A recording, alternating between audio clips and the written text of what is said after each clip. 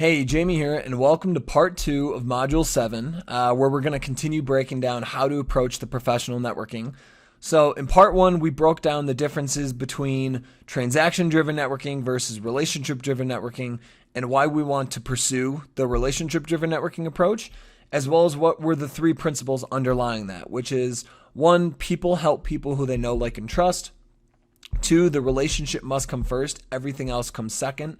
And then 3, people want and need to feel heard, understood, acknowledged, and appreciated. And the best way to do that is to ask great, thoughtful questions to them, listen intently, ask follow-up questions, and then be sure to express how much you appreciate and thank them for their time.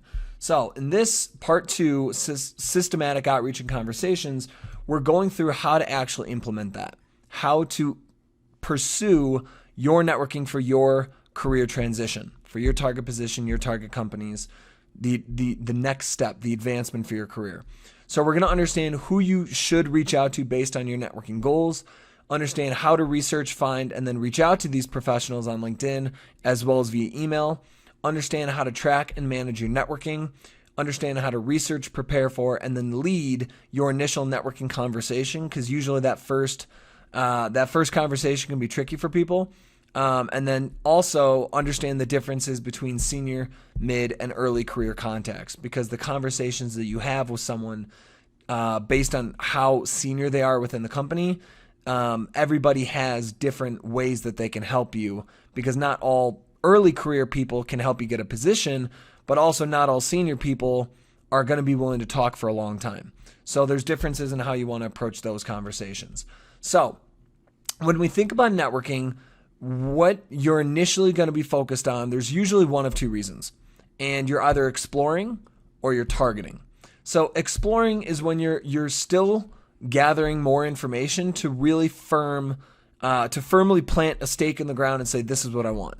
So maybe you have 2 things in your mind that you really are interested in, but you're not sure which one to pursue. So you might not have a specific target position, or maybe you don't have specific companies in mind. So you're still doing some data gathering. That's more exploratory networking. So versus targeting networking. So targeted networking is when you know exactly what you want. You know the target position, you know who your targeted companies are, and you're looking to learn as much as possible, gather as much information and resources as possible, and you're also looking to build strategic relationships with people who are inside of those companies, because ultimately they're the ones who are going to be able to open the door for you. So in terms of how we approach the networking, you're going to have 4 main tools. So you're going to have LinkedIn, which is if you don't already, I promise you will immediately see why I love LinkedIn so much, and why you will too. It makes your life so much easier for networking. And then we're going to have the networking tracker, which is how you're going to keep everything organized and keep everything in check. Because I promise you, once you start reaching out to more than 100 people, you start to see, wow, if you don't keep this thing updated, it just becomes one giant mess.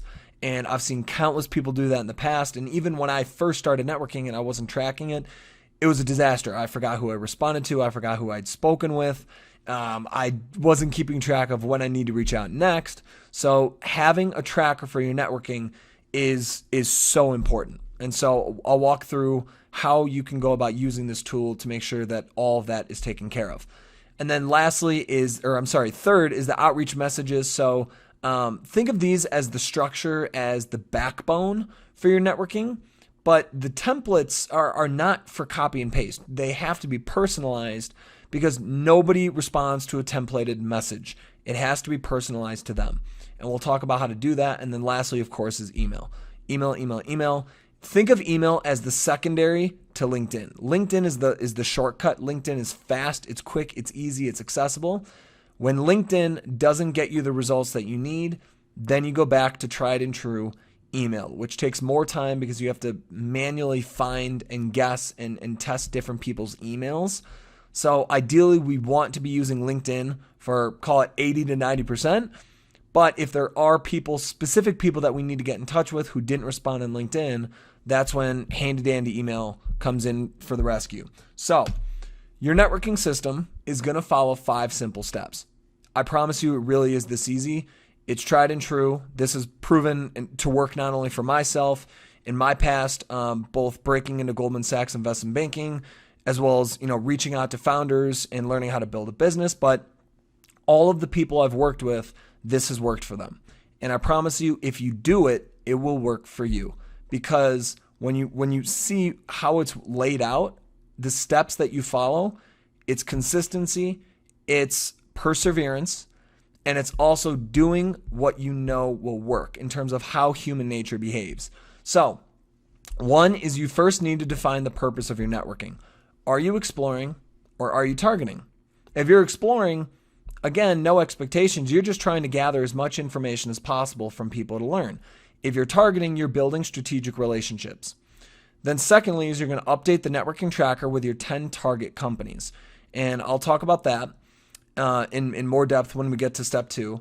Part 3 is you're going to find 30 contacts for each target company on LinkedIn, and those are going to be the initial people that you reach out to at that company. So all in all, number 4 is you're going to load those 30 contacts for all 10 companies, their information for you to reach out to consistently into your networking tracker. So that means you're going to have 300 total contacts loaded, ready to go in your networking tracker. And then step 5 is actual execution.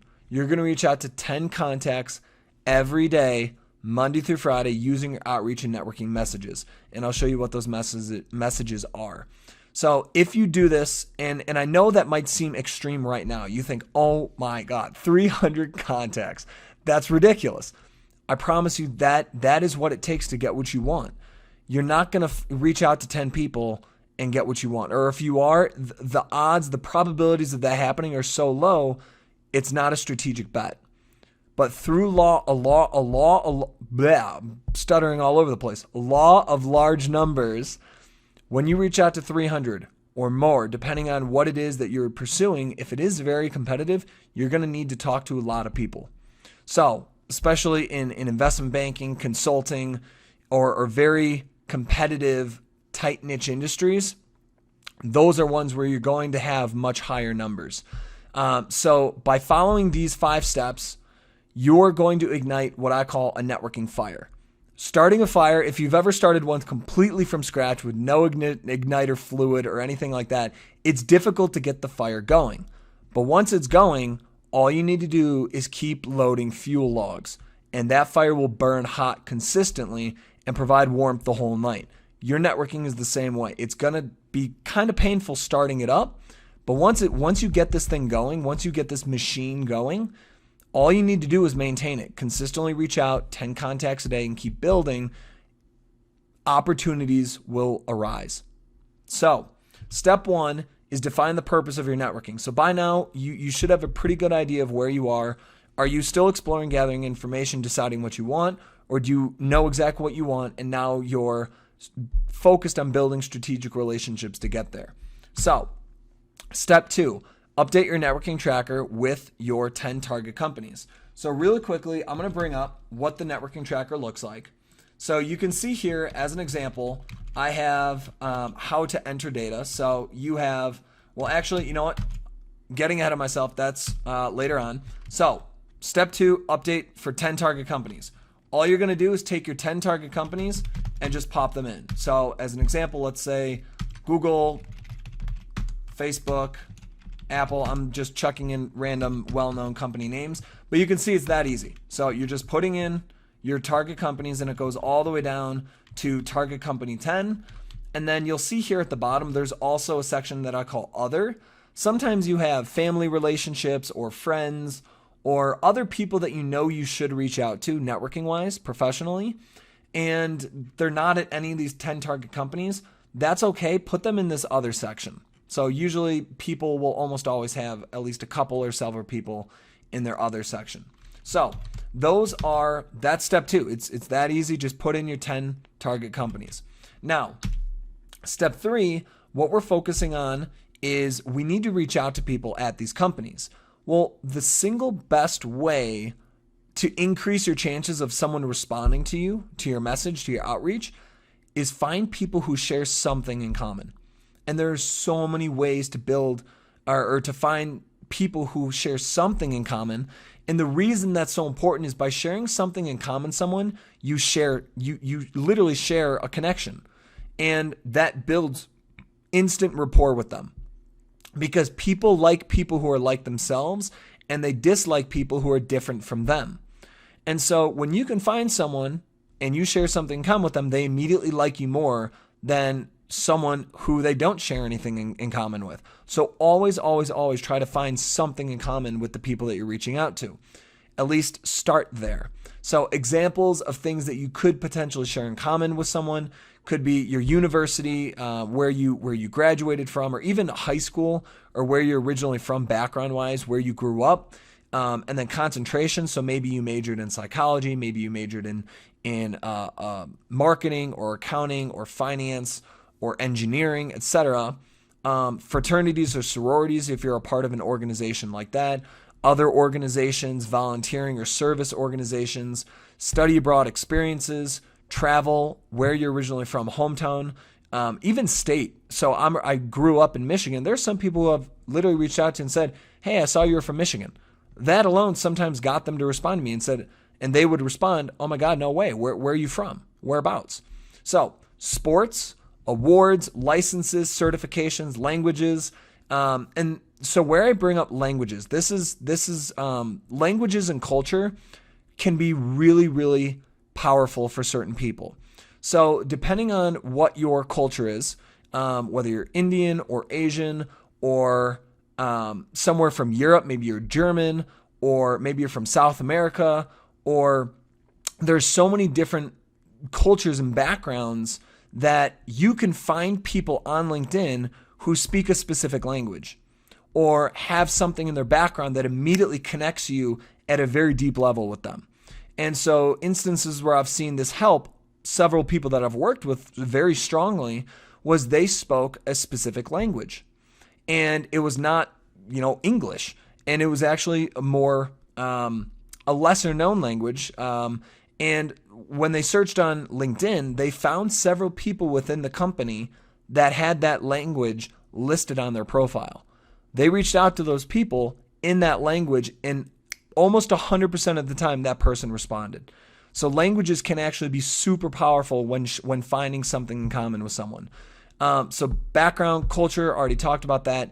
Events. So if you've been to a past event that someone else was there, you can reach out and bring that up. Previous companies, and I call that kind of company alumni. So if you see that someone previously worked at the same company that you did, or someone is currently at a company that you're interested in, and they were somehow, some way connected to the company that you're currently at or were previously at, sometimes those people will be really good contacts to reach out to. And then as well, location. So there's many, many ways, and I'm sure there are many more ways that I have listed on the slide. Be creative. So step 3 in terms of how do you find these people to reach out to. So I'm going to bring up LinkedIn really quickly and just show you how I go about finding people that I want to reach out to.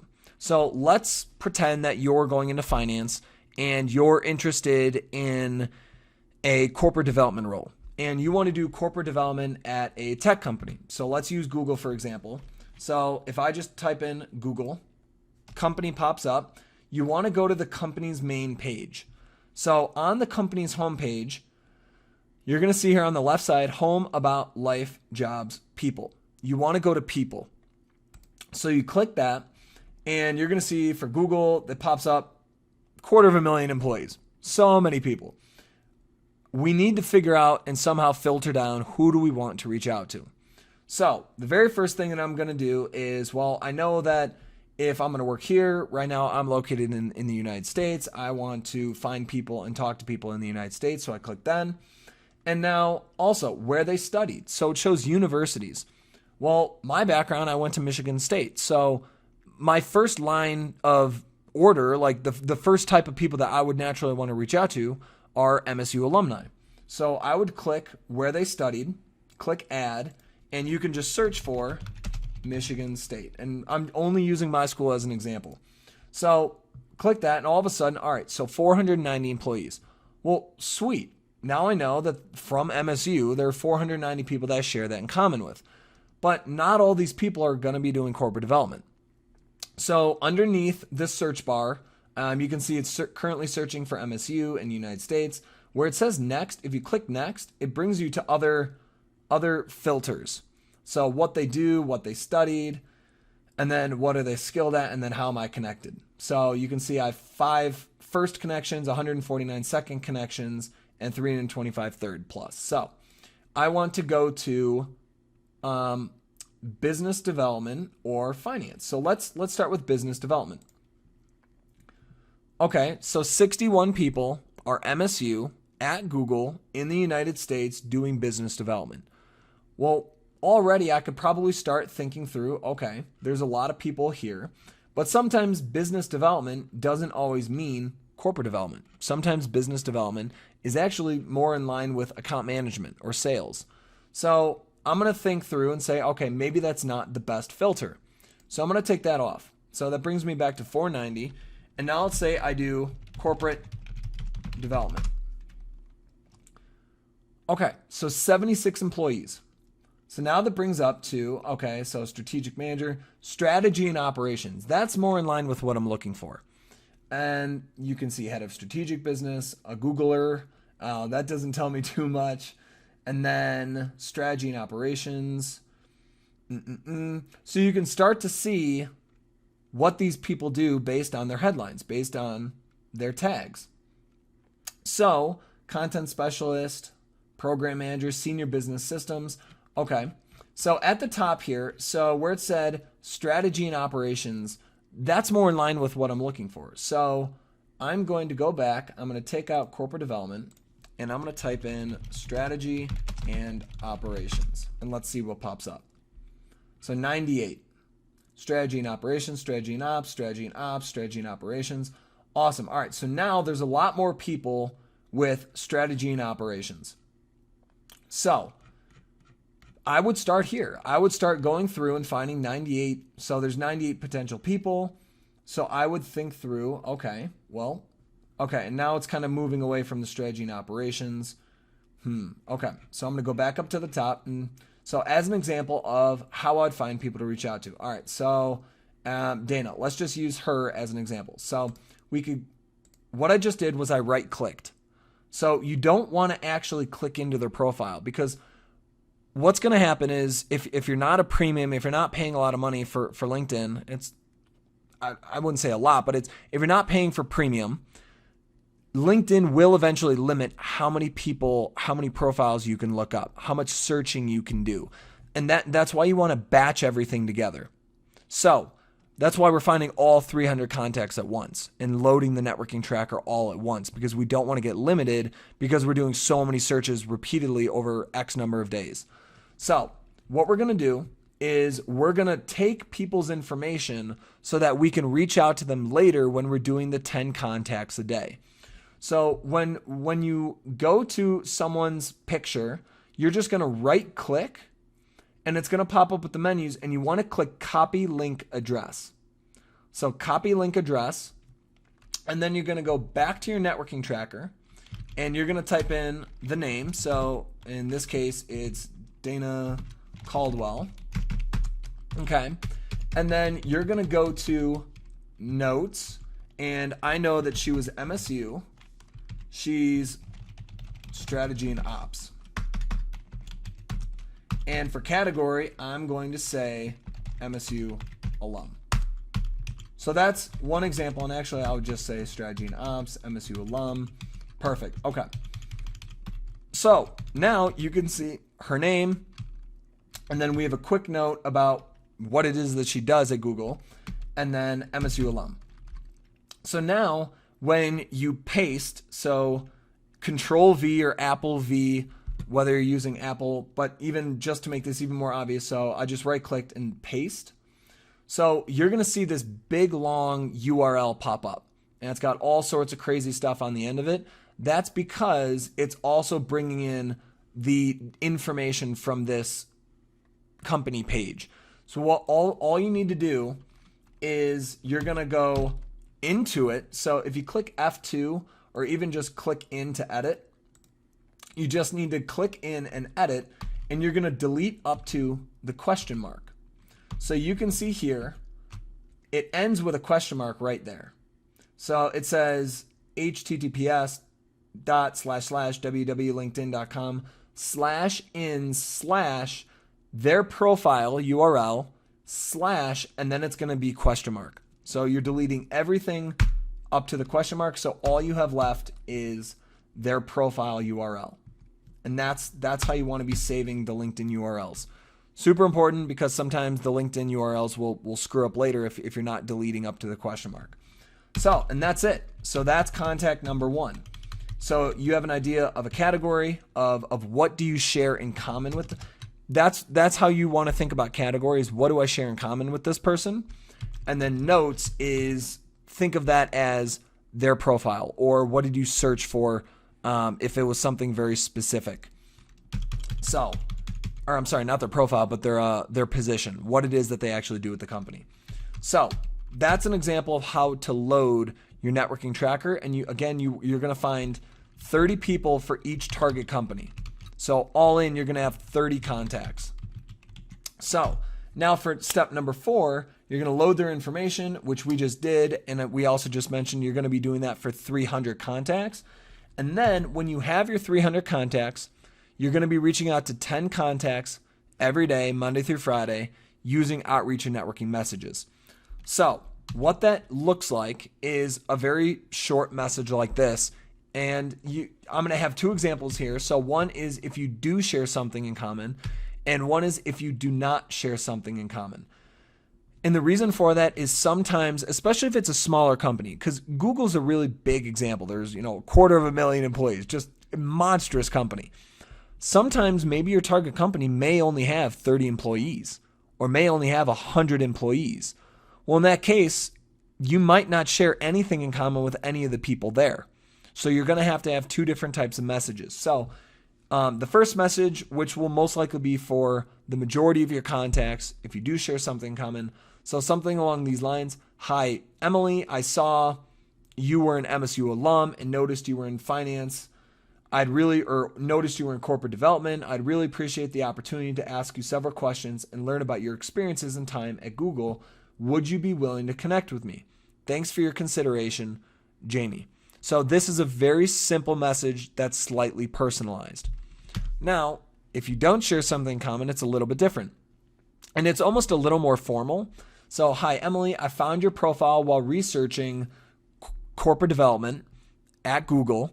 I'd really appreciate the opportunity to ask you several questions to learn about your experiences at the company. And the only reason I kind of switched that up is criteria used to find them. Well, I was looking corporate development on Google. So it's when you don't share something in common with someone, when you reach out to them, the very first question they're going to be asking is, why me? Why did you find me? Why did you reach out to me? How did you find me? That's why you got to start with how you found them. I found your profile while researching this. I'd really appreciate the opportunity to ask you several questions, learn about your experiences. Would you be willing to connect with me? Thanks for your consideration. And also look at the wording. This is not saying I look forward to your response or would you be willing to talk on Tuesday or Thursday or anything super assumptive like that. This is a very humble message. Both of these are very, very humble messages.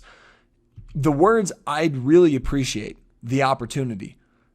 Super humble. That's you literally saying you have no obligation to respond to me. I would simply really appreciate the opportunity. And then also ending it with, would you be willing to connect with me? The reason that small little question at the end is so important is because this is the outreach message that you're sending as a connect add note message. So you can see here, LinkedIn connect add note message. So I want to show you what this actually looks like when you're sending this message through to somebody. So outreach and relationship messages. So you're going to have access to the sheet that has all the templates. So just using the example of you do share something in common with someone. So I'm just going to copy this. And I'm just going to copy this. And again, Control C or Command C for Apple, or just to make it even more obvious, right click copy. And then I'm going to go back. And now let's assume that I loaded all 300 contacts. It's now Monday, day 1. I'm reaching out to 10 people per day. Well, when you actually click on the URL, so if you go to the networking tracker sheet, it's actually going to click through to this person's profile page. So you can now see that when you click the profile, it's going to pop up. And then when you click connect, it's going to pop up with this question. Your invitation is almost on its way, or something along these lines. Every now and then LinkedIn changes it. So you can add a note to personalize your invitation. You want to click add a note. You click that and then you paste. So you can see it now says, hi, Emily. And in this case, always, and this is super, super, super important. Never mistake the name. If someone reads the wrong name, they will immediately delete. People are very particular about their names. Double or triple check the message to make sure at least you got the name right. People will be more forgiving about a misspelled word. If you screw someone's name up, they're not responding, especially if it's cold outreach. So, hi, in this case, Dana, I saw you were an MSU alum and noticed you were in corp strategy.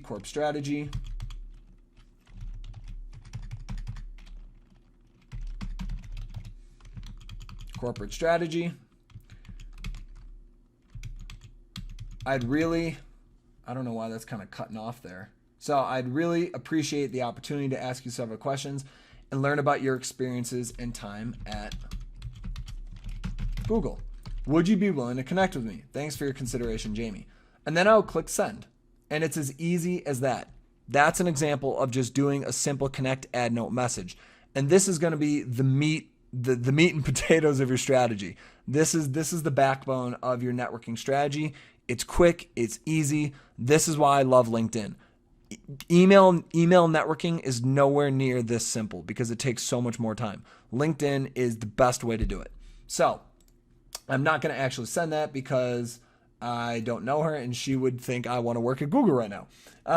So in terms of the outreach, it's really that simple. So now we already talked about that. So now, assuming that they respond to you. So and actually, I take the back. Not assuming they respond to you. More people, because this last question, all you said was, "Would you be willing to connect with me?" It's a very easy thing for them to say yes to. Sometimes when someone sends these messages, they'll immediately say, would you be willing to chat for 30 minutes? Well, sometimes people see that and go, that sounds like a pretty big commitment. Nope. And then they ignore your request. Or they just don't even click ignore because they feel guilty and they just ignore it naturally without even clicking the ignore button. So, and I guarantee everybody's done that at least a couple times. So this is a very, very easy question at the end that many people they'll see your invite and they'll say, oh, that was a nice note. Would you be willing to, yeah, whatever. Yeah, I'd be happy to connect. And then they click accept. They don't respond. Most often they don't respond. And that's okay because that's when they accept your message, you can now send them a full length message. And that's the equivalent of sending them an email.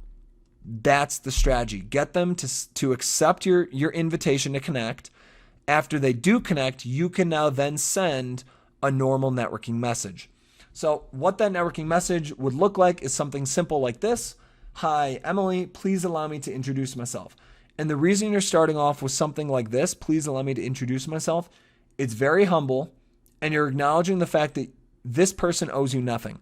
You are completely barging into their life. You're interrupting their life. So you want to start with something very humble. Please allow me to introduce myself. So please allow me to introduce myself. I'm a finance professional with a background in my case, investment banking. I found your profile while researching corporate development professionals at Google and LinkedIn and noticed you were also an MSU alum. I'd really appreciate the opportunity to ask you several questions and learn from your experiences in corporate strategy and operations while at Google. Would you be willing to chat for 20 minutes? If so, please let me know when would work best for you. If not, would you be open to me sending you a typed question or two? And the reason I love that question at the end again is sometimes When you reach out to somebody, everybody's going to have different comfort levels. And that's just human nature. Everybody's different. Some people will read this message and be, of course, yeah, I'd be happy to talk for 20 minutes, whatever. And then they'll let you know and say, and schedule a call with you. Other people will say, I don't necessarily want to commit 20 minutes to this person, but I want to help. Well, in that case, if you don't include a question like this at the end, would you be open to me sending you a type question or two? The person on the other side thinks it's a binary response. Either I commit to a 20-minute conversation or I say no or ignore. Well, in this case, this small little question, you're giving them a third option for the people who want to help, but they don't yet want to do a full-length conversation. Awesome. A lot of people will get back and say, yep, I'd be happy to answer 1 or 2 questions. That's still building a reference point. You're still opening a relationship. So this is an example of after someone connects with you, you can then send them a full-length message. So best regards, Jamie. So, and then also notice I have on the top here, subject line, reaching out, seeking your insight and advice on position field. This is, if you're sending an email, you're going to have to include a subject line, obviously. So that's, just a simple recommendation for a subject line. So now let's talk about email guessing. So where email guessing becomes really important is especially for smaller companies where maybe you've reached out to all the people that you could on LinkedIn and they haven't gotten back to you. You haven't had the conversations. You haven't built the relationships. Well, in that case, you need to find out what is the corporate email structure and you need to email guess. You're going to have to send them an email and hope that they respond to the email because obviously they didn't respond to your LinkedIn request. So how you want to break down email guessing is you want to start by searching their full name, company, and @ So as an example, Sarah Jane Tesla @. Now, the reason you want these quotes around the @ is when you have quotes and you search on Google, Google will return an exact match. So it must contain the @ symbol. Well, every email address has the @ symbol. So that's why you want to search it this way, full name, company, @ symbol. Now, is this always going to work? No, because really most of the time, a lot of people's emails are not going to be included on really anywhere on the internet. Sometimes it's not. So in that case, what you're going to have to do is Google search and do your best to find the email structure. Now, the easiest way to do that is, let's say, go to Google and I go to, let's say, Tesla email structure. Now, most people think it's @tesla.com, but it's not. And how could you find that out? We'll type in @Tesla email structure. It pops up and you can see here, all right, so Signal Hire. And the one that's common that works pretty well, nothing's 100%, but rocketreach.co, if you click that, the idea behind this company is what they do is they try to find out what are the majority of the email structures within a company. So you can see here it's, all right, well, 20%, 18, 17, 17, 13%, whatever. But what's most important is you can see it's @teslamotors.com. Tesla Motors, Tesla Motors, Tesla Motors, Tesla. So now we know the back end of the corporate email structure is teslamotors.com. So other examples I have here is, I worked at Goldman Sachs and the corporate email structure was @gs.com. General Motors, the automotive company, is @gm.com. Google is @Google, Tesla is teslamotors.com. So once you know the back end of the email structure, what you're then going to do, and this is why it's not fun to use the email, but it is effective. It does work. This is how I first learned how to do my networking. But you do the first name dot last name @teslamotors.com or @Google or @GS or whatever. If this doesn't exist, it's going to bounce back and it's going to say this email does not exist, blah, blah, blah. And then you try the next one, first last @company.com. And then first initial dot last or first last or last dot first or last F, first initial. Or sometimes you need to do first dot middle initial dot last . So all you're doing is you're guessing different emails until something sticks, until it goes through and it confirms that it was sent. It didn't bounce back. That's when you know it was delivered. So that's email guessing. And I hope you see the difference between why LinkedIn is so much faster than traditional email guessing networking. So, a referral outreach message when you have a recommendation. So sometimes you might have a friend or a family member or a friend of a friend, or maybe even you reach out to someone who is in your target company, but they're not actually in the position that you're interested in or that you're targeting. So maybe you want to work in finance and you spoke with someone who was an alma mater, or you spoke with someone who shared something in common with you, and maybe they were in the marketing department or some other department within the company. Well, that person, if they put you in touch or recommend, hey, I know someone in the position that you're interested in, or I know a hiring manager, or I know a recruiter, whatever, they send you that information, the email for you to reach out to them. You're going to want to include the fact that they referred you, that person referred you. So as an email, you're going to want a subject line reaching out, for example, Jane Smith recommendation. In this case, Jane Smith is the person that you know, and they're the ones who gave you, let's call the person you're actually reaching out to Emily. So the person you already know is Jane Smith, and she recommended that you reach out to Emily because Emily's the one who might be able to actually help you. So, hi, Emily, I recently spoke with Jane Smith, who highly recommended I reach out to you to learn about your experiences in whatever department it is that you're interested in at whatever the company is. So I'd really appreciate the opportunity to ask you several questions. And then the rest of this message is almost identical to the previous outreach message, full-length networking outreach message. So now let's talk about following up. Following up is uncomfortable at first, because once you find out how effective it is, you will always follow up with people. Following up is so important. So what I recommend in terms of time to wait before following up with someone is the first follow-up should be about 1 week after your full-length outreach message. The second follow-up should be 1 week after the first follow-up. Your third follow-up should be 2 weeks following your second follow-up. And your fourth follow-up should be 2 weeks after your third follow-up. Now, the first follow-up and the second follow-up, give them the benefit of the doubt. I'm sure you probably receive a ridiculous number of emails every day. They do too.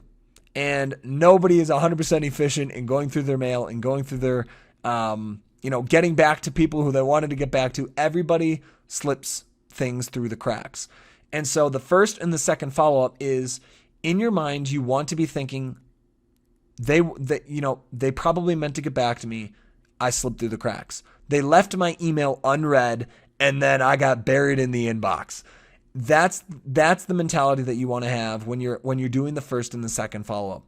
Now, the third follow-up, when you send that third follow-up message, the assumption you can pretty realistically have is they've seen your email and they haven't responded, and you don't know why, but they haven't responded, but you're pretty confident they've seen the message.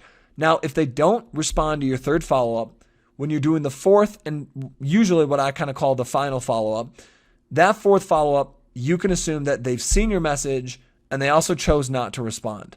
The fourth follow-up, again, think asymmetric risk, asymmetric professional networking. There's absolutely nothing to lose by following up a fourth time.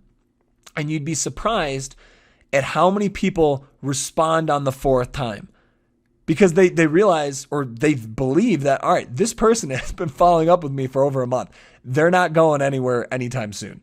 I might as well respond because I admire the perseverance. I admire the tenacity. You'd be blown away at how many people will respond to the fourth. And there have actually been several times where I've seen people send a fifth follow-up like 3 or 4 months after their initial outreach. And sometimes people go, wow, I cannot believe that you followed up. And then they respond, and then they end up having a conversation. So what that follow-up message could look like is something simple along these lines. So, hi, Emily. I hope all is going well. I'm sure you're busy, so I'm following up on my last message. I'd really appreciate the opportunity to speak with you for 15 to 20 minutes to learn from your experiences in finance at X company, or in marketing, in accounting, in operations, in engineering, whatever. So thank you again for your consideration, and I hope to hear back from you. Best regards, Jamie. Now, the one thing I want to bring up is if someone has not accepted your request on LinkedIn, so that initial connect add note message where you said, would you be willing to connect with me at the end? If someone doesn't connect with you, you're not going to be able to follow up with them. In that case, if it's someone who you really want to speak with, you're going to have to transition to email. Or some people have done the in-mails, which are paid messages to someone. I recommend just do a little bit of effort, find their email, and then send them a normal email. So, but before you start digging into normal emails, what I recommend is before you try following up with people manually using email, move on to other LinkedIn contacts. So move on to the rest of your 300 contacts. Build the relationships that you can through LinkedIn just to prioritize time and save time. But if you really do want to follow up with someone specifically who didn't connect with you on LinkedIn, you're going to need to email guests or find their email. So I also want to talk about another way that has proven very, very successful in following up with people, and that's to send them relevant information. So based on what you know about them, their position, their company, maybe looking at their LinkedIn profile, you can find out maybe information about them, their position, what they do. And then when you're thinking or going through articles, blog posts, anything that you believe is relevant to them, you can send it to them. And a really simple way to send them information is something along these lines. So, hi, Emily, I came across, and then what's the context or the thing that you're sending them, and thought you might find it interesting given, and then explain why you believe it's relevant to them. And this doesn't need to be super long. It could be just based on their position at the company. I've included the link in a quick summary below.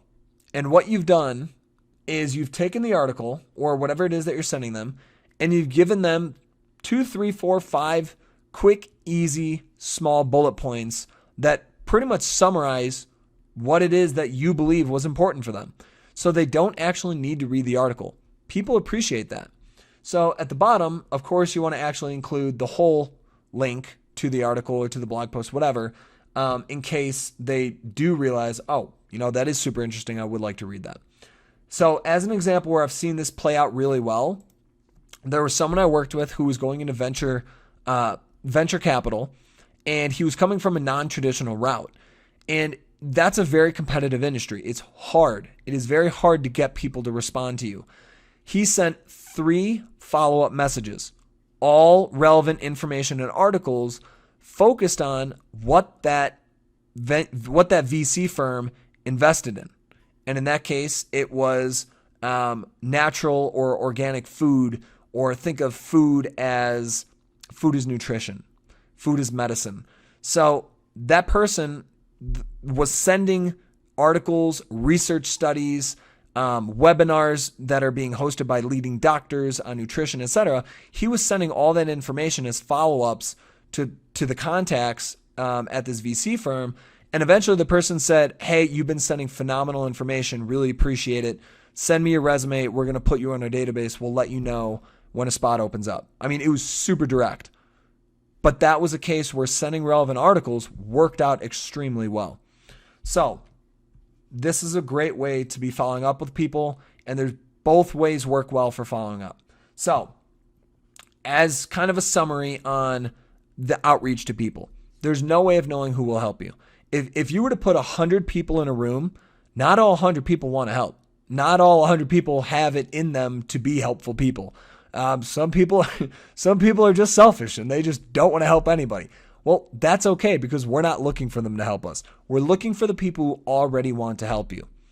So maybe in that room of 100 people, 10 or 20 people in that room, 10 to 20%, are people who naturally want to help. They enjoy giving back to other people. They want to pay it forward. Those are the people that you're looking for. And you got to sift through a lot of contacts to find those people, because you can't just go on in LinkedIn and search for people who want to help you get a job or help you advance your career or are willing to have a 30-minute conversation with you. You can't search for that. So that means you're going to have to reach out to a large volume of people in order to find the few people who actually want to help. So another thing to keep in mind, and I'm sure that by the end of your networking journey, you'll find this to be true. People that you think will help you sometimes don't, and people who you never thought would help you sometimes do. Networking is a beautiful game of surprises and guessing. So, with that, keep in mind, manage your expectations and emotions by volume. And I've seen it where sometimes someone has reached out to 10 people, 20 people, 30 people, and maybe only one person got back to them, or a couple people got back to them. That can be super frustrating. And I completely understand that. I personally have felt that, and it's not a good feeling. But the way that you can manage the emotion behind the networking, the outreach, is manage your expectations by knowing if I reach out to 100 people, I can expect to speak with and get in touch with about 10 to 20%. That's what you want to focus on. I need to reach out to large numbers, and I can baseline expect that 10 to 20% is where I'll fall. So with that being said, in terms of the outreach, the system, now let's talk about how to actually prepare for that initial conversation. So this person has gotten back to you. You guys have set up a time. Well, now you need to prepare for that conversation. You don't want to just walk in and wing it. That does not end well. So 3 things you must always remember going into these conversations. 1, absolutely no expectations. That is the core of relationship-driven networking, is having absolutely no expectations going into the call. Second, the sole focus is to learn from that other person. So approaching it with a student mindset. And then the third is ask thoughtful, personalized questions.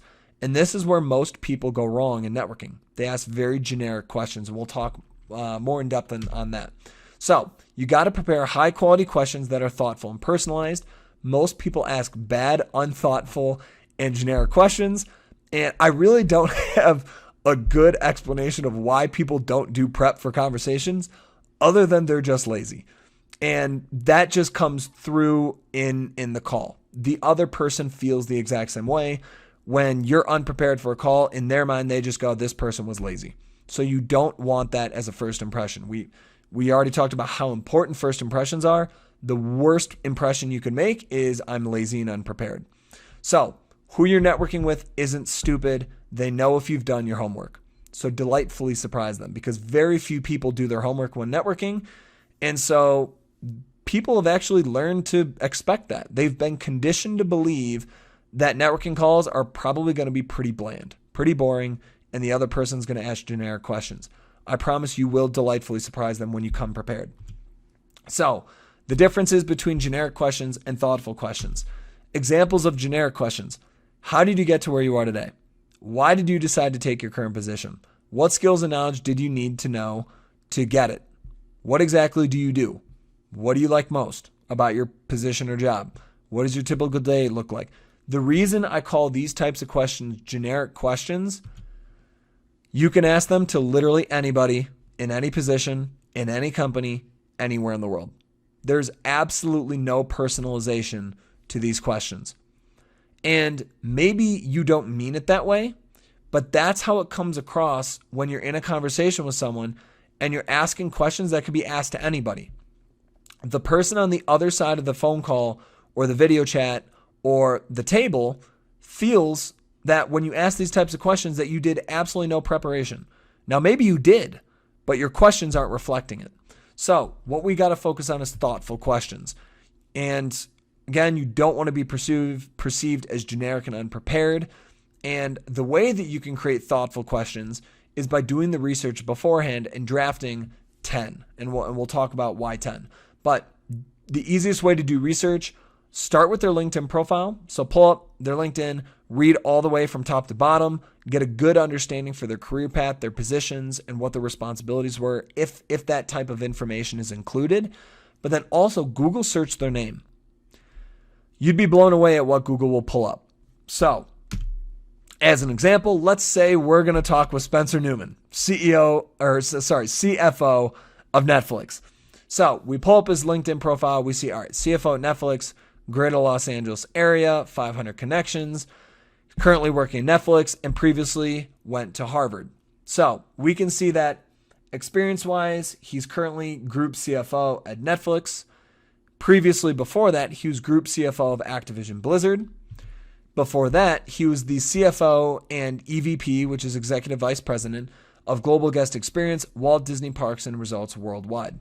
So he was the member of executive team supporting strategy, operations, creative development, led all financial operations, helped drive global growth strategy across all domestic international ops, including expansion of Disneyland, Walt Disney World Resorts, the development and opening of Shanghai Disneyland, hotel and cruise ship expansion, served on the boards of Shanghai Disney, Hong Kong, and acted as board and audit committee participant for Disney Paris, led the global line of business organization that spearheaded innovation in the guest experience across park ops, hotels, food and bev, and retail. Okay, so you can read that and get a pretty good understanding of what he was responsible for in that position. He was there for 5 years.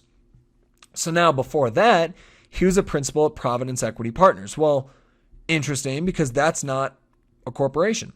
That's a VC firm, or I believe it's a growth equity firm. So Providence Equity Partners, that was investments.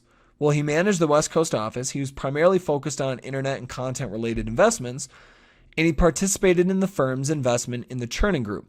He was also board observer at Hulu. Oh, well, Hulu, that is similar, same realm, same industry as Netflix. Okay, I'm starting to see a connection there. Before that, he was principal at Summit Partners. I wonder why he switched. I wonder why he went from Summit Partners to Providence Equity Partners. If he was a principal of both, why'd he switch? Well, all right, anyway, so principal at Summit Partners, he was there for 3 years, focused on internet, media investments, and consumer branded businesses. I'm starting to see a recurring theme. Internet, media investments, Hulu, Netflix, Activision Blizzard. I'm starting to see a theme for his background. So now, if we were to keep going, well, early in his career, he started at Walt Disney. So he went back to his roots later on in his career. So you can see he was there for 7 years. So EVP of ABC Television Network. Again, I'm starting to see a theme here. Netflix, Hulu, Activision Blizzard, they're all consumer media. And then he was EVP of ABC. Okay, got it. So helped manage the business ops of the ABC TV network. Before that, he was division CFO of Disney's internet businesses. Okay, definitely seeing a theme. Vice President, VP, Head of Business Operations for Anaheim Sports, Disney's professional sports division, Anaheim Mighty Ducks, Los Angeles Angels, responsible business ops strategy. And then before that, he was senior analyst at Walt Disney Company, 92 to 95. So also, you can see the analyst, he was an analyst for 3 years and ended in 95, then rejoined as vice president in 97. I wonder what he did for 2 years. Well, if we keep going down, we see he went back for his MBA, 95 to 97. And before that, he was Harvard, BA, Economics, 88 to 92 for his undergrad. We can see he's a volunteer at Make-A-Wish. And then also, who does he follow? Who does he receive content from on LinkedIn? And you can actually see whose people or what companies and what individuals that people follow under their interest section. So we can see that he follows Jason Hirschhorn, Harvard, Netflix, Sachin Jain, Jeff Yang, Activision Blizzard, and he follows many other people. Okay, so that's an example of kind of running through someone's background. And what did you find interesting? And I kind of vocalized some of the things that were running through my mind. And obviously I've read that that profile once or twice. But what questions naturally came to your mind as you read through and learned about his career path? So simple examples that had come to my mind the very first time I'd ever seen his background was, well, one, I know you studied economics at Harvard for undergrad. How did you decide to launch your career as a senior analyst with Disney in their strategic planning group, given the hundreds of companies that would have loved to hire you? Second question might be, in 2005, you would switch from corporate finance as the executive VP of ABC to become a principal at Summit Partners, which from my understanding is a private equity and a VC firm. How did you go about deciding to change your career? And the only reason I know that's private equity and VC was because I Googled it. And I found out, that's what this firm is. That's what they focus on investments-wise. And then if he hadn't already answered, I would also want to ask, well, what led you back to Disney in 2012 as their CFO and executive vice president for global guest experiences of parks and resorts. Then another question could be, I noticed you follow leaders such as Jason Hirschhorn of REDF and Jeff Yang at Redpoint. Which other leaders or influential people have you learned the most from, and who has had a large impact on your career? So, and just a side note, if I were actually going to talk to the CFO of Netflix, I would be doing significantly more research than just LinkedIn. So, always start with LinkedIn, but then Google search, and you can find usually more information about the company, about their position, etc. So a thoughtful question, kind of in summary, a thoughtful question uses research that you've done, and you tailor your question while implementing the research that you've done. You're including your research in the question. You're kind of setting up the question. A generic question requires and uses no research or thinking on your end, and it makes the other person feel unimportant. And when you ask these generic questions, they feel like I'm just another person that you reach out to. You didn't reach out to me for a purpose. So, thoughtful questions are longer because you're actually including research within the question. You're including context. Super, super big difference. So, 4 categories that are great for brainstorming questions. One category of questions could be related to the person's background, their professional experiences, and questions based on their career path. Why did they decide to move from one company or one position to another? And then a second category is questions focused on their position itself and questions based on their work, their responsibilities. What do they actually do day to day? What are they responsible for? And then a third category could be company and industry related questions. And a fourth could be advice or recommendations that they might have for you. So other people don't do the research. I don't know what the percentage is, but the vast majority of people who network do not do research before their calls, before their conversations. I can promise you, you will differentiate yourself easily by coming prepared to the conversations with good, thought through, personalized questions for whoever it is that you're speaking with. And I always recommend having 10 questions prepared. Now, the reason I think 10 is every now and then you'll have what I call a bullet responder. And a bullet responder is someone who you ask a question and they respond within 30 seconds. I mean, they just nail the question, say, what else? And they just kind of boom, boom, boom, boom. And oftentimes you'll find a lot of these bullet responders sometimes as more senior people. Maybe they only say, hey, I have 15 minutes for a call. What would you like to know? Boom, boom, boom, boom, boom. They try to get through as many questions as you have.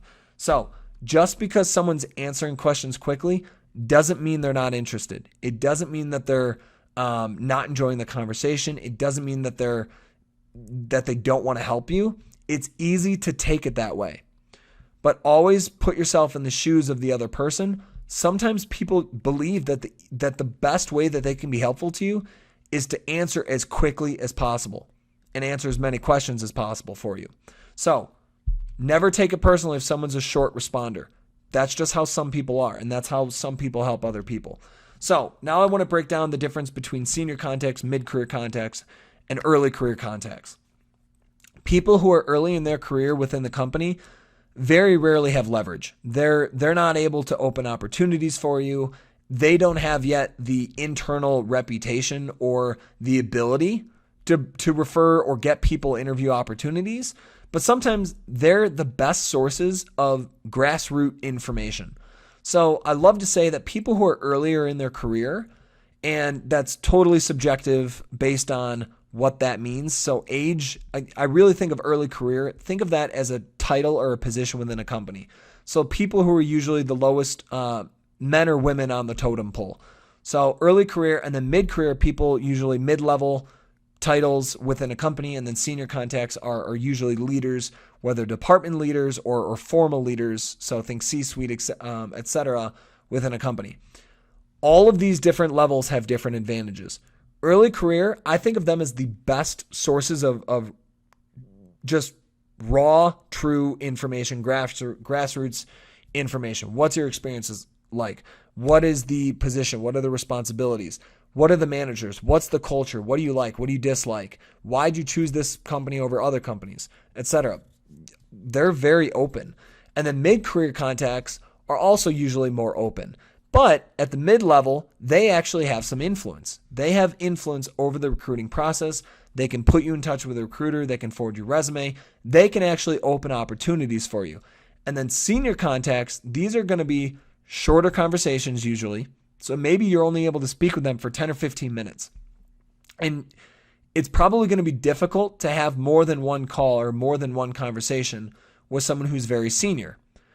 But based on the impression that you make in those 15 minutes, the questions that you ask, how you present yourself, and how you lead that conversation, that might be all it takes. Maybe in 15 minutes, this person says, you're going to have an interview tomorrow, or you're going to receive an email from a recruiter tomorrow setting up an interview.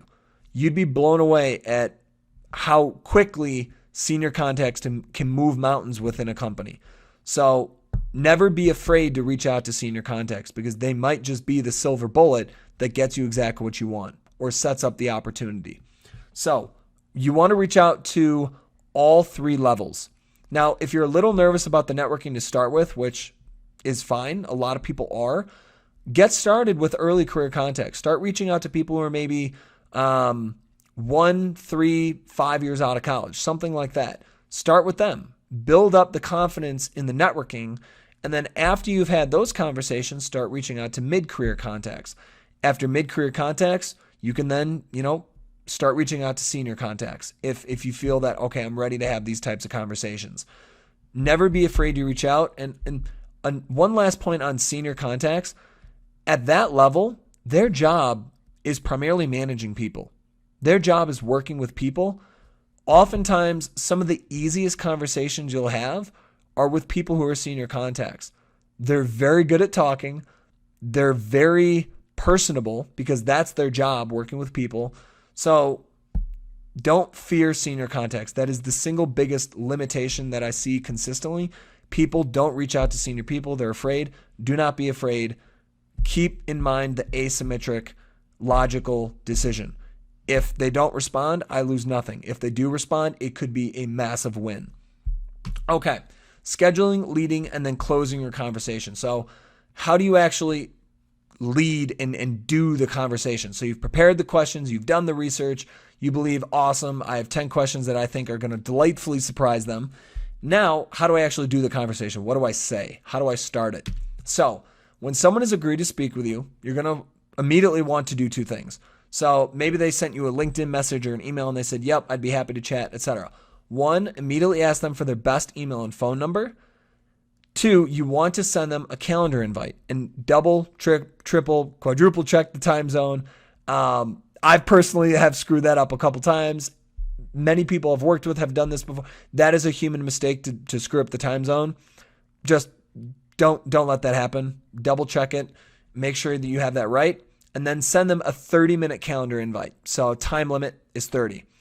So now in terms of how to set up that simple Google Calendar invite, or even if you're doing it in Outlook or any other email provider, it's super simple. You're going to have the date, you're going to have the times, you're going to have the subject line, and you're going to have other text or details.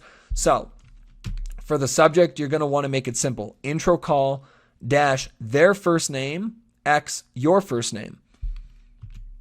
Choose the date, choose the time, and then always double or triple check the time zone. Make sure that's right. And then I recommend putting in a notification, so 10 minutes before.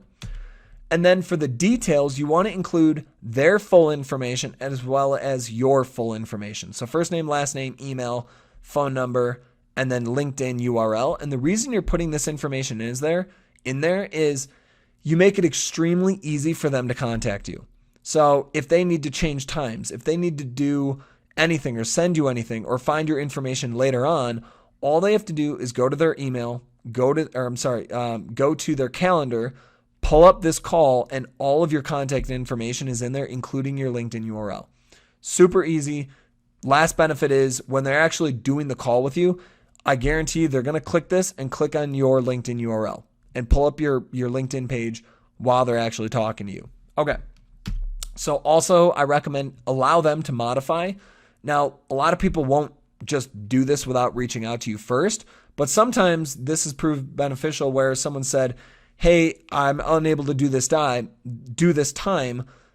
Are you free sometime else this week? Sometimes you can respond with your time frame, but then also say you have permission to modify, or you're able to pick a time anytime this week that works for you, and I'll let you know if it doesn't work. So sometimes that works out well, but usually the next time, if you have to adjust, is just figured out via message, and then of course add them and send it to them. Okay, so the other thing that you want to do is right before the conversation, the day of the conversation, reach out to them 30 minutes before via whatever message frame you're using. So if that's email, if it's LinkedIn, if it's text, however you're corresponding with this person, use that same channel and reach out 30 minutes and ask them if the scheduled time still works for them. They'll let you know if it doesn't, and if it doesn't, you're already in contact with them. You can figure out another time. Okay, so when you're calling, call when the clock strikes the minute. So what I mean by that is, let's say it's 3:59 p.m. The moment you see the clock change to 4, call immediately. Don't wait 5 seconds, 10 seconds. Don't even allow that person to think for a second that you're not going to call. The moment it hits 4 or whatever time you're calling at, boom, you click call immediately. That alone is a first impression. They're going to be, wow, this person calls on the dot. That alone will tell them so much about you. So always call the moment the clock strikes the minute. Okay, now for opening the call, the structure that I recommend for the first several minutes of the call is super simple. I recommend practicing it several times. And because sometimes when you first hop on a call with someone, it's kind of like, hello, hi, and then, someone doesn't know who to go first, and should they talk, should you talk, etc. The reason I have these in here is by practicing these, by following these, it just makes the actual conversation smooth, totally not awkward, easy. Okay, so when you first start, ring, ring, ring, ring. Hello, this is Sarah. Hi, Sarah, this is Jamie Carlstead. I'd reached out to you on LinkedIn. Is now still a good time? So you're letting them know who you are, full name. So your full first name, last name, how you know them or how they know you. You reached out to them on LinkedIn. And you're also asking them, is now still a good time? And the reason you always want to ask that question immediately at the very beginning of the conversation is, even though you reached out 30 minutes before and they said, yep, still works, sometimes they might have gotten an email or someone walked into their office or they got a phone call. Something happened in that 30 minutes where it's no longer a good time. You want to get that out in the air immediately, because some people are so good-hearted, they won't tell you it's a bad time. In their mind, they'll say, no, I committed to this call. I told this person I would speak to them. I'm going to speak to them. I'm just going to make it quick. And then rather than having a good 30, 45-minute call with someone, they're going to compress it to 10 minutes. And it kills the call. So it's better to get that out in the open and ask, is now still a good time? Okay, so once you say that, so is now still a good time? They're probably going to say, yeah, now works well. Perfect. Well, I'm excited to be able to talk with you. And I know right now it sounds like it's been crazy with the quarantining going on in New York City. What's the city? How has the city been? Ask them something that's relevant to them. And all you're doing is you're opening up with small chat. You could ask about, and I'm just using quarantining and COVID as an example, but it could be about their city. It could be about the holidays. So if it's a holiday season, you can ask, how have the holidays been in wherever they live? So if it's in Charlotte, if it's in Florida, if it's, whatever. Ask about the weather. If there's a hurricane or something crazy going on, you can bring that up. There's so many different things that you can bring up that might be relevant to them. If all else fails, you can always use the ultimate backup, which is, how's your week been going? People undermine how important small chat is. Small chat in the beginning it's kind of a mutual agreement that we're both personable.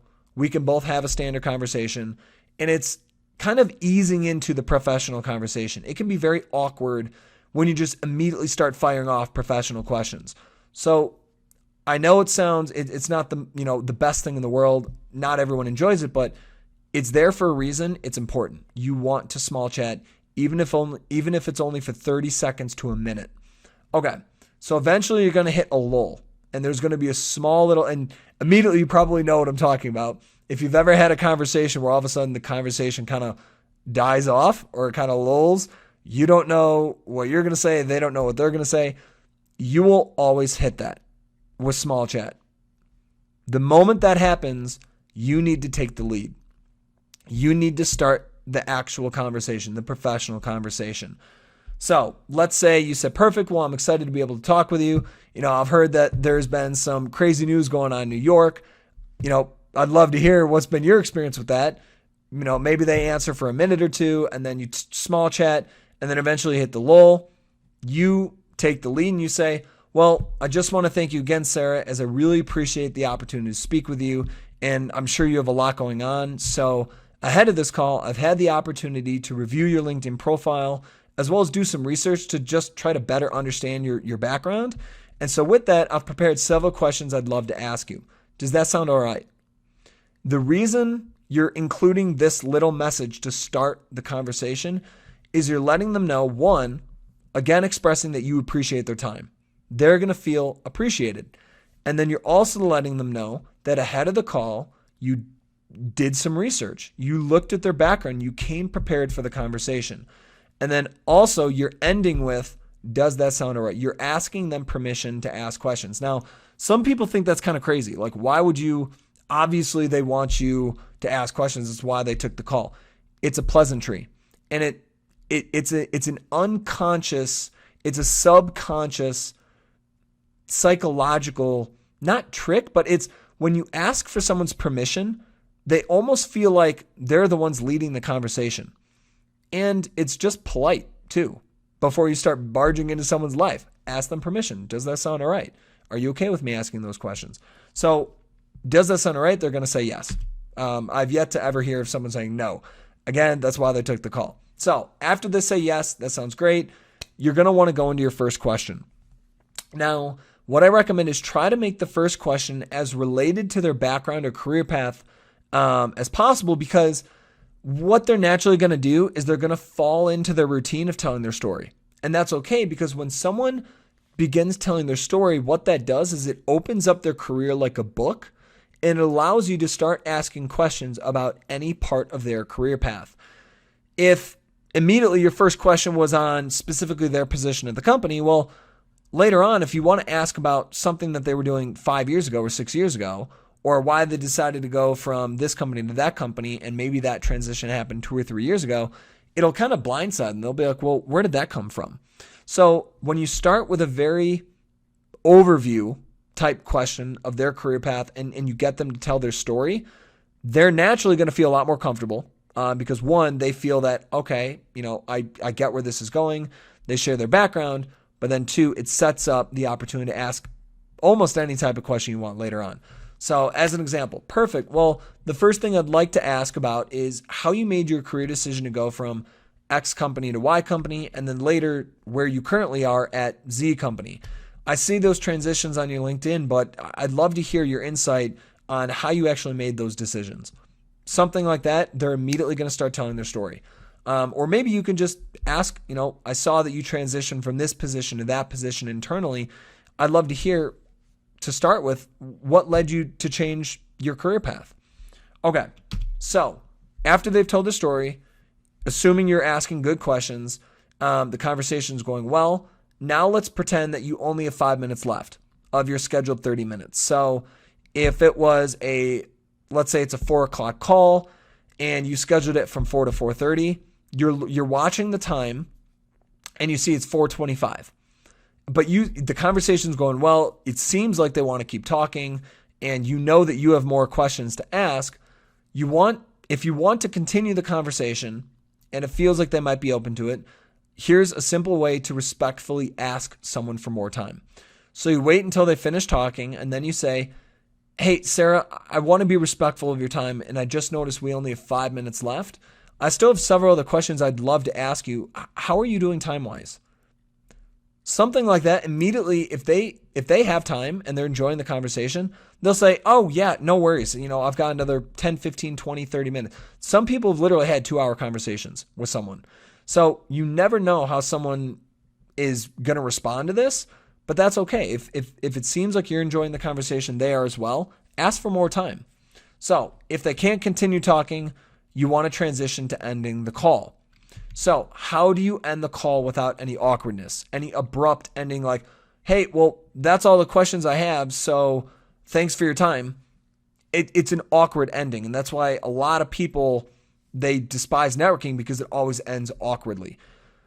You can end all of that forever, and the easiest way to do that is this simple phrase. Well, I have one last question I'd really like to ask you.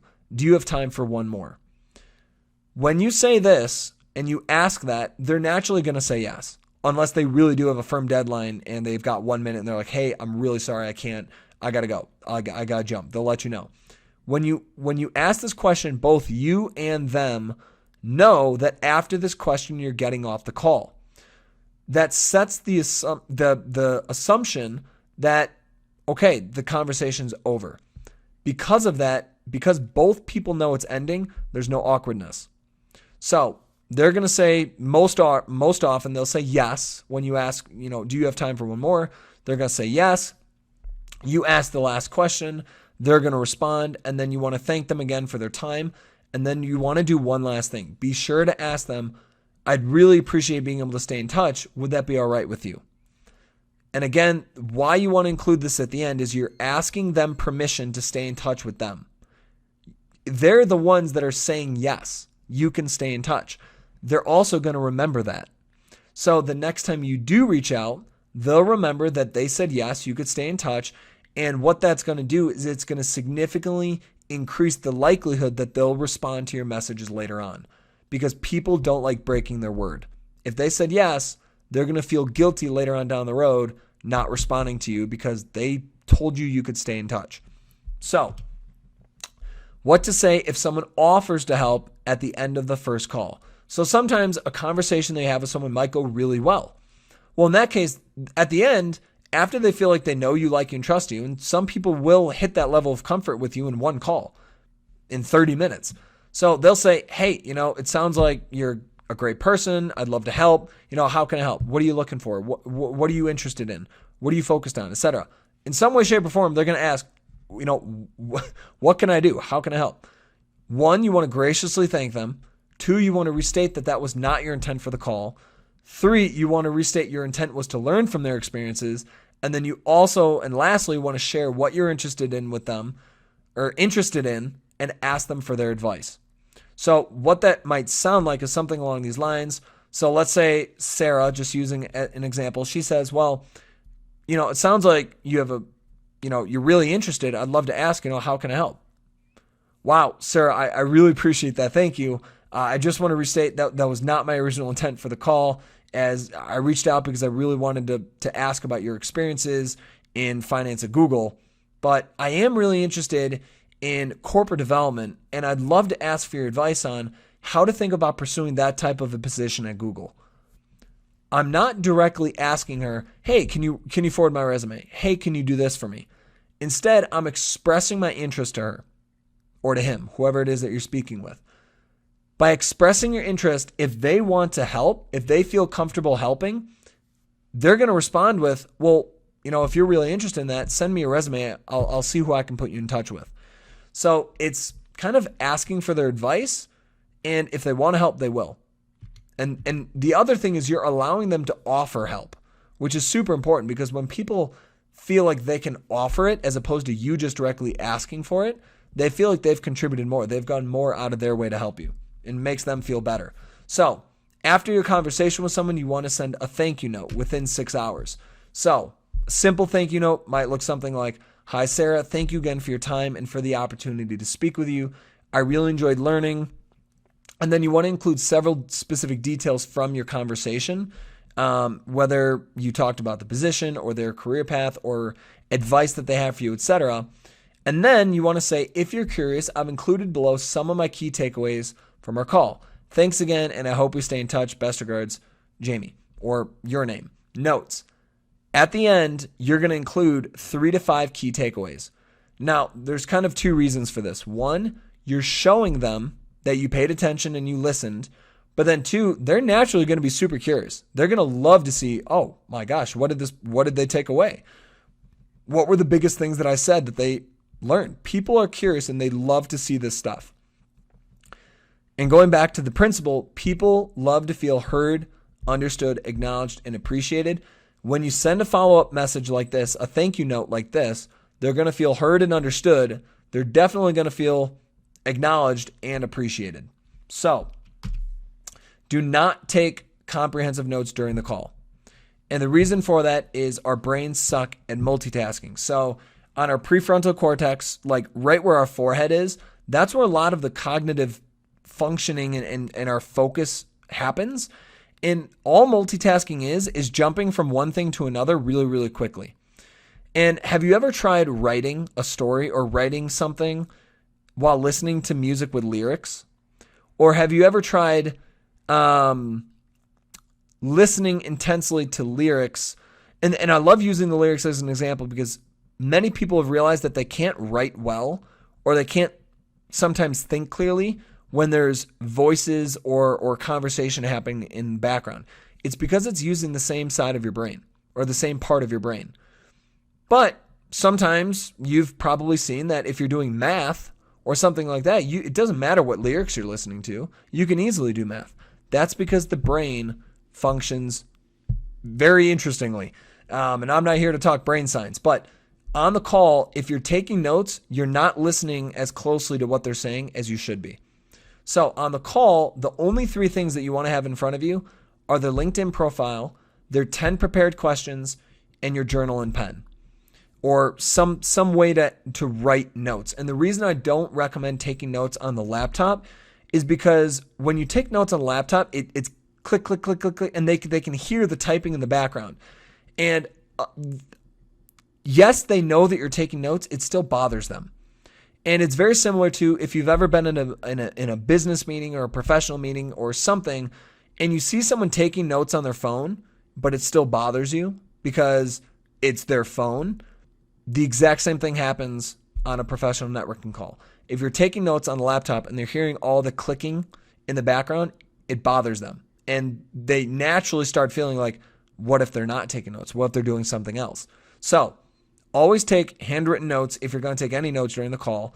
And the only thing I recommend writing down are just small details that you really think, okay, if I don't write this down right now, I'm going to forget it. Someone's name, a contact, a phone number, in a website, a book, some name or some detail that is small.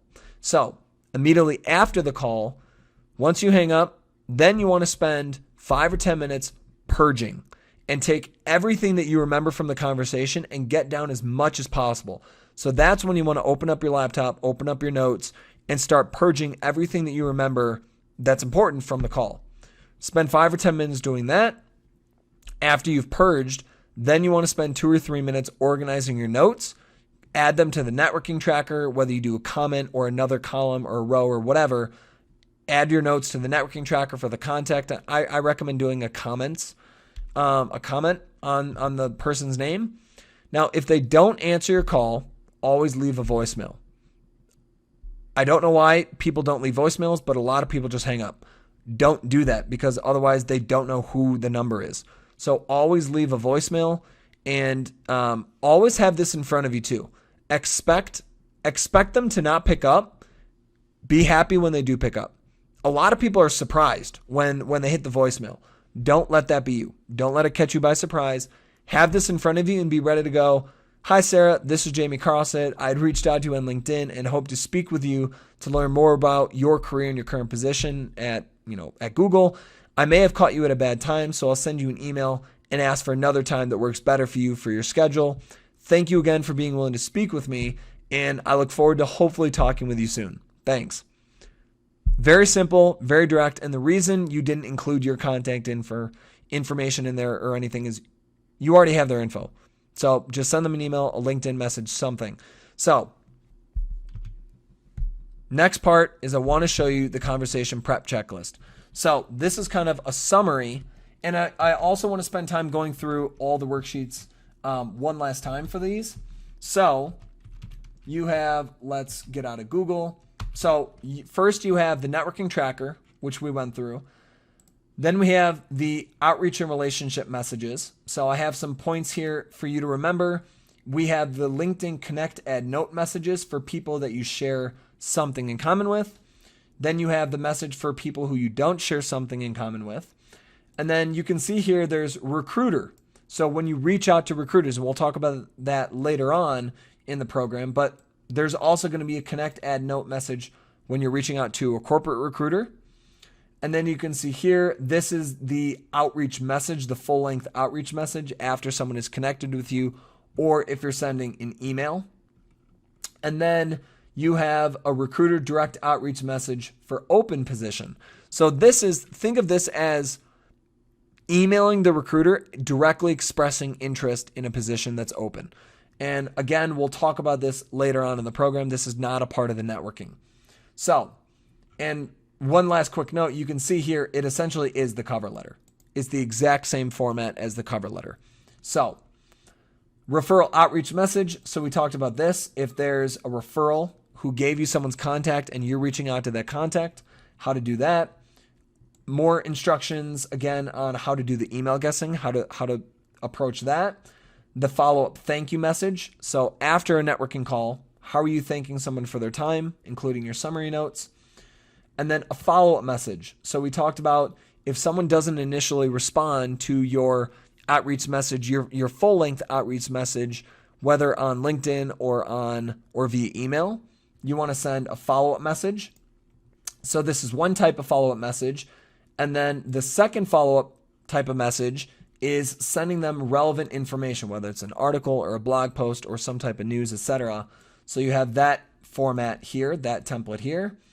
And then a posting email. So we'll talk about these types of messages in part 3 of module 7. So in the next video, we'll talk about building relationships over the long term, and you're going to have additional types of messages for that.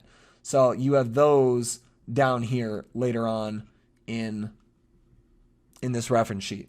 So, and then asking for a second conversation. Again, this is for building longer term the relationships. And then asking them for a referral or making an ask of a relationship is again later on in part 3. Okay, so this is the outreach and networking messages sheet. You're going to have access to this. And then the conversation prep checklist. So these are the step-by-steps for preparing for a networking conversation. So everything that we had just talked about, think of this as a checklist to do that. And then also later on, I have down here how to open the call. So things that you can say for opening the call, for starting and leading the conversation, for approaching the time limit. So when you only have 5 minutes left or so, and then how to end the conversation, as well as the voicemail if they don't pick up. So what should you be prepared to say? And then also after you've left them a voicemail, you're then going to want to send them an email. So I have a very simple example of what that email might look like. Okay, so that's everything for this part 2. And I know that was a lot. Thank you for bearing with me. But I'm glad that we were able to go through all that in one solid video. And in part 3, we're going to be focusing on how do you continue to build relationships. So you've had your first conversation. It went well. You sent them the thank you note. How do you stay in touch with them? And how do you strengthen the relationship? So I'll see you in part 3.